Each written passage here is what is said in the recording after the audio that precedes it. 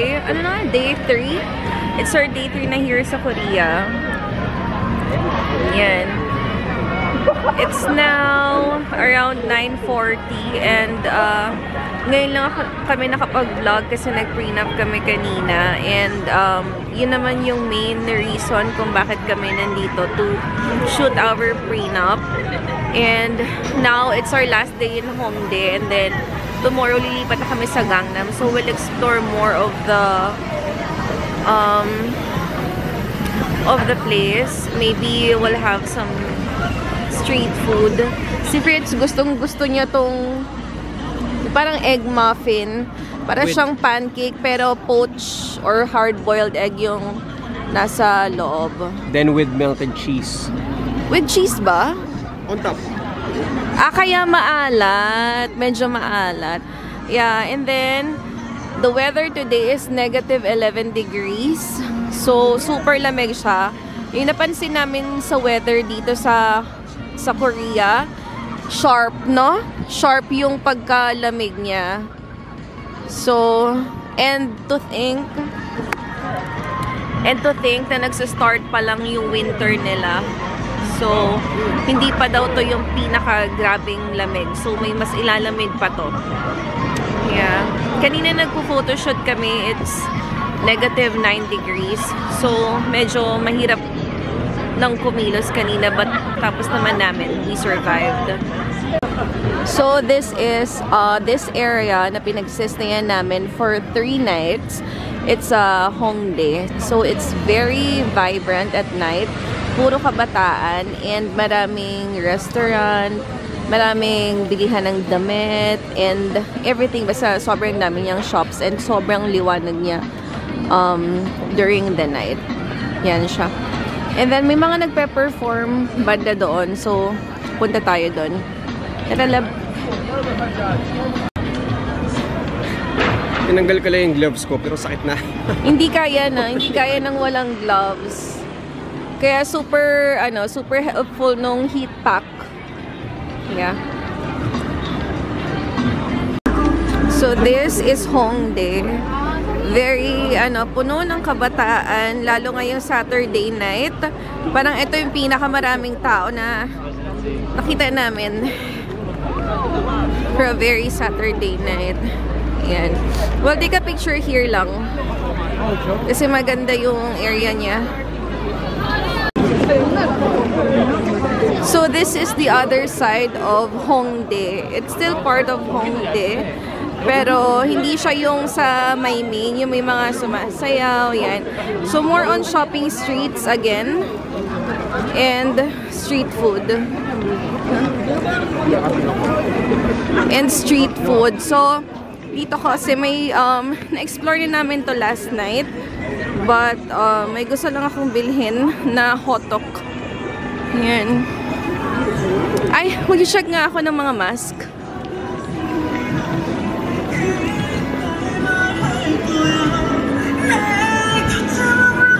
This one is 20 pieces, 10 plus 10, and then 10,000. Around 500 plus. There. And then, napansin ko dito sa Korea, parang pinamimigay na nila yung mga skincare nila, no? Bumili ng jacket kahapon si Fritz. And then may free siya na Heat pack. Heat pack and mask. And then may kiklaim pa kami na 40 sheets of beauty mask. Ay, di mo kasama yun? Sa lote. Yeah. So, yeah. 4,000 kasi 40, 80, 160. Around 160. 160.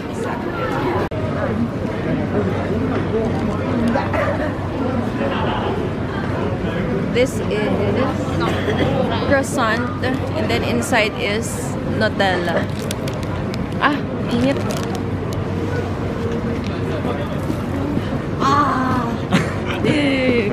So very sweet, very flaky. And then like parang croissant.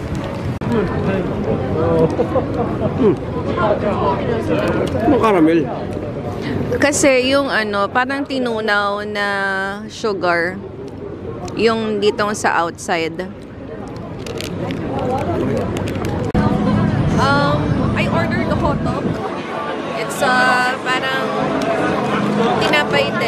pero merong cinnamon, parang cinnamon flavor. And then you have to purchase there and then wait for your order. Bibigyan ka ng receipt. And then, ang haba kasi ng pila dito since yesterday and until now. So, to try namin.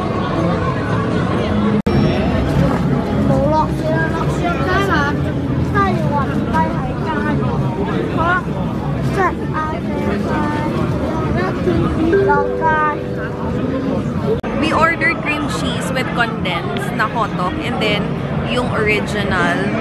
I think mas nakukuha ko yung lasa nito, nagigets ko yung lasa kasi cream cheese and then with condensed. Mas strong pa din yung pagka-cream cheese niya rather than the sweetness of condensed.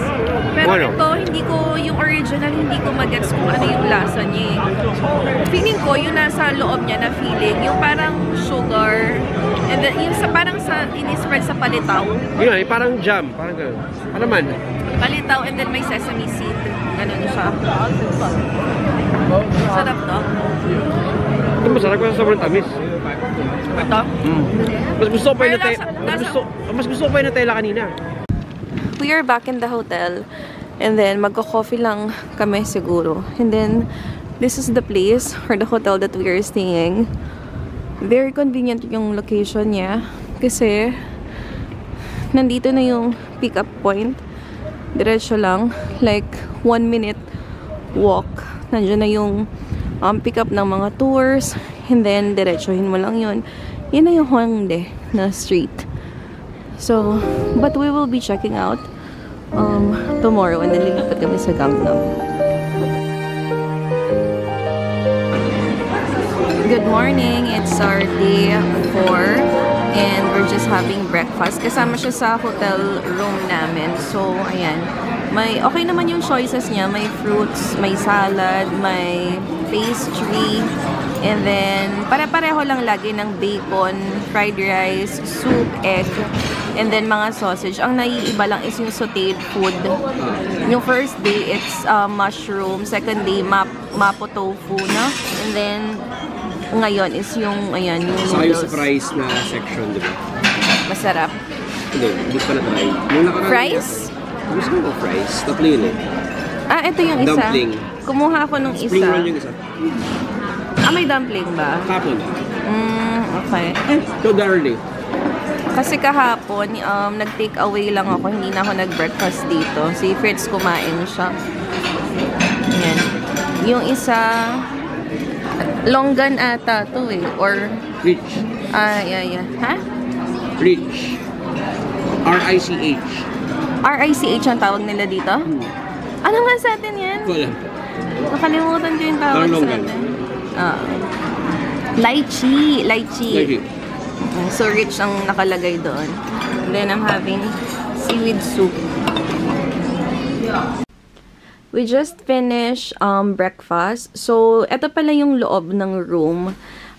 Itong Holiday Inn Express, it's kind of similar sa Holiday Inn Express sa Malaysia. The ones we stayed in Hong Kong, medyo ano siya, more spacious. More spacious. Yeah. Pero dito ang binigay sa amin is corner room. So, dalawa yung view niya. Meron dito, ito yung street ng Hongdae. Yan siya. And then here, we have the view of the Namsan Tower. There. There. That's the Namsan Tower. Okay. So, medyo makalat na kasi yung room namin. Pero, yan. Ito yung bed. Very comfortable. As well as the pillow. And then, merong minibar. Meron ditong hallway where you can put your luggage. And then, meron namang open wardrobe. So, yan, nakahanger yung mga damit nyo. And then, here is the bathroom. So, ito yung shower room. And then, dito yung toilet. And then, here, merong vanity area. Magulo na kasi mag-check out na din kami today. And then, lilipat kami sa Intercon sa Gangnam. And then, here, merong couch. So, yun, very simple lang. But, I think, yung binabayaran mo dito is the prime location. And then, ayun, malapit sa train station. As in, pagbaba, nandyan na yung Hongik Station. And then, yun. So, green line siya. So, connected na siya sa iba't ibang stations. So, it's very convenient. And nasa baba lang yung Hongdae. Now, here in train line sa, ano to? Parang Hongik. light green na line going to Gajwa Station. And then, pupunta kami ng Gyeongbokgung Palace. So, medyo nakakalito lang kasi first time namin mag-commute. Well, baby, it's always summertime when I'm with you. We are now wearing hanbok. So, nagsasara pala tong Gyeongbokgung Palace ng 4 p.m. Ang ina, ba't mo ako pinapasuot na ganito? Ay, nagsasara pala yung Gyeongbokgung Palace ng 4 p.m. So, we need to hurry up kasi 3:50 na. And papasok kami doon. There sa loob.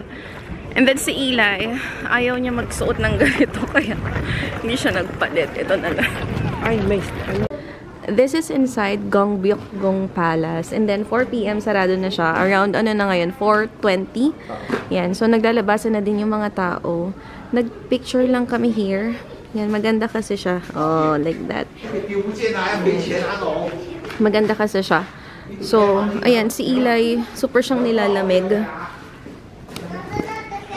And hindi ko gets kung bakit sobrang lamig dito.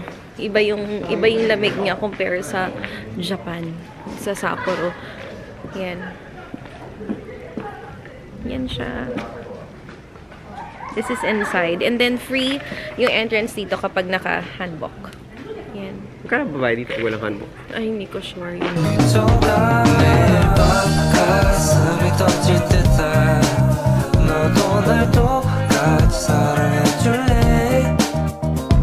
We are now in Gangnam and sobrang whimsical, sobrang may Christmas spirit. And this is going to be our hotel. It's Grand Intercontinental Parnas here in Gangnam. And yeah, isang luggage lang yung dala namin, iniwan namin sa hotel yung isa. There's Eli and then it's around 7 p.m. na. Pero tomorrow, we'll be spending most of our day here. Andito na yung COEX. Kadikit lang siya. And then andyan yung Gangnam na statue.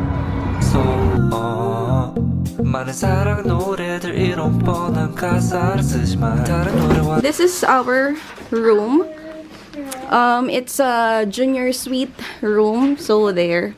Meron siyang parang living area dito. And then bedroom. And then here, bathroom. And bathtub. And then here, yung toilet. So, yun lang naman siya. So, ayun, yung view namin is just the back, yung parang likod ng hotel. So, nothing much to see. Mas maganda yung view namin sa previous hotel namin sa Hongdae. Kasi may kita yung Namsan Tower. And then, nandito kami sa Gangnam area. So, first impression, maganda, love, no? Parang may Christmas spirit. Kasi tabi, etong Intercontinental, kadikit siya ng COEX Mall, Starfield Library, and then sa gilid is Hyundai Mall. So, marami siyang ganap, marami ding kainan sa harap niya mismo. So, ayun. So, kasi yung Korea, I mean, di ba may North and South Korea, pero ang Seoul, nahahati siya sa North and South. Parang sa Manila, may North and South.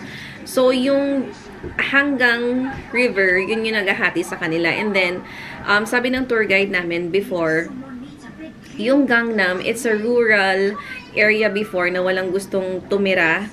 Kasi nga wala namang ganap until nilagyan ng government ng mga schools, Apartment schools. Yan, ng mga schools kasi very important yung education dito sa Korea.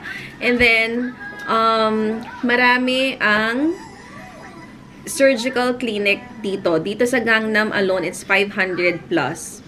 So, Papagawa ko ng ilong bukas. ayun. So, kung gusto niyo magpagawa, baka pwede dito. Kasi, ayun, 500 plus clinics alone dito sa Gangnam. And then, ano pa ba? Kakain muna kami sa BHC Chicken. Kasi kanina pa ako 9:30 AM kumain. 9:30 AM kami nag-breakfast. And then, 8:30 na. Hindi pa kami nagsisnack, nagla-lunch. So, diretso na kami ng dinner kasi galing kami sa Gyeongbokgung Palace kanina. And then, we need to rush kasi 3:30 na kami dumating doon and hindi ko alam na yung palace pala is nagsasara ng 4 PM. Pero you can stay until 5 PM. So, yun, nagmamadali kami. And, first time namin nag-commute. Kasi, nung second day namin, ayun nga, pumunta kami nag-tour sa Nami Island, ganyan. And then, yesterday, naka-service kami since nag-prenup. So, ngayon lang talaga kami nakatry mag-commute. And, napansin ko, mas okay na nalilibot mo yung area pag nagko-commute. Kasi, ayun, mas nakikita mo yung area kaysa yung nakasakay ka lang sa car. Yun, dito kasi kapag nagko-commute ka, naglalakad ka. So, mas marami kang nakikita, mas marami kang nalilibot. Tara na magdi-dinner lang kami sa BHC. We're having our late dinner here in BHC. And then, we're having original and then spicy fries and then cheese balls. Yan. Then we're having beer para makatulog na agad kasi may pasok pa to tomorrow. So, yeah, we'll enjoy the night. Si Eli ayaw niya kumain. Snacks lang. Eli, say bye! She's a Mona Lisa. Everyone's